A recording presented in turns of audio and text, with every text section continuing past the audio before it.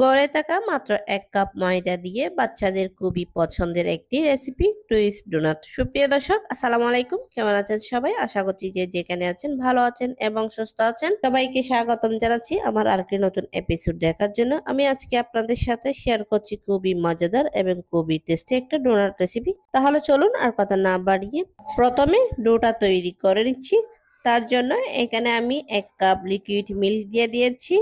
আমি 1 টিস্পুনের মতো ইস্ট ব্যবহার করেছি, 2 টেবিল চামচ চিনি দিয়ে দিয়েছি, স্বাদ অনুযায়ী লবণ দিয়ে দিয়েছি। এখন সবগুলো একসঙ্গে ভালো করে একটু মিক্স করে নিচ্ছি। মিক্স করা কিন্তু হয়ে গেছে। আমি এখানে একটা ডিম দিয়ে দিয়েছি। ডিমটা কিন্তু রুম টেম্পারেচারের হতে হবে। আবারও একটু ভালো করে ডিমটা ফেটিয়ে নিয়েছি। এখানে আমি 1 কাপের মতো ময়দা দিয়ে দিয়েছি।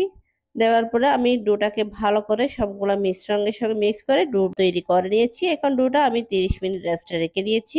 30 মিনিট পর আবারও ফিরে এসেছি। ডোটাকে আবারও ভালো করে মতে ডোর যে মধ্যে যে বাতাসটা আছে সেটা আমি একটু বের করে দিচ্ছি। তারপরে আমি ডোনাটটা তৈরি করে নিচ্ছি। ঘরে যদি সামান্য কিছু ময়দা অবশিষ্ট থাকে তাহলে খুব সহজে কিন্তু আপনারা এই রেসিপিটা তৈরি করে নিতে পারেন। বড়রা তো পছন্দ করে, এর সাথে ছোটরা এই নাস্তার ডিজাইন দেখে খাওয়ার আকর্ষণটাও বেশি বেড়ে যাবে। খেতে এতটাই মজা, আপনারা যদি না তৈরি করেন তাহলে বুঝতে পারবেন না এই ডোনাটটা খেতে কতটা মজা। দেখেন আমি কত সহজে এই ডোনাটটা তৈরি করে নিচ্ছি, দেখেই বুঝে নিতে হবে, বলার তেমন কিছু নেই। আশা করছি আজকের এই ডোনাট রেসিপিটা আপনাদের কাছে ভালো লেগেছে। ভালো লেগে থাকলে প্লিজ প্লিজ আমার চ্যানেলটা সাবস্ক্রাইব করে পাশে থাকার বেল আইকনটি প্রেস করে রাখবেন, আমাকে সাপোর্ট করবেন। কিন্তু কত সহজে সবগুলা ডোনাট কিন্তু তৈরি হয়ে গেছে। এখন ভাজার পালা। ভাজার জন্য আমি আগে থেকে অয়েলটা গরম করে নিয়েছি। এখন কিন্তু চুলার ফ্লেমটা মিডিয়ামে রেখে ভেজে নিচ্ছি। এই ডোনাটটা ভাজার জন্য তেমন কোনো সময়ের প্রয়োজন নেই। খুবই অল্প সময়ে খুবই অল্প খরচে কিন্তু এই ডোনাটটা তৈরি করে নিতে পারেন। এই ডোনাটটা খেতে কিন্তু অনেক টেস্টি। দেখেন ডোনাটগুলা কিন্তু ভাজা হয়ে গেছে। এখন সবগুলো ডোনাট ভেজে আমি উঠিয়ে নিচ্ছি।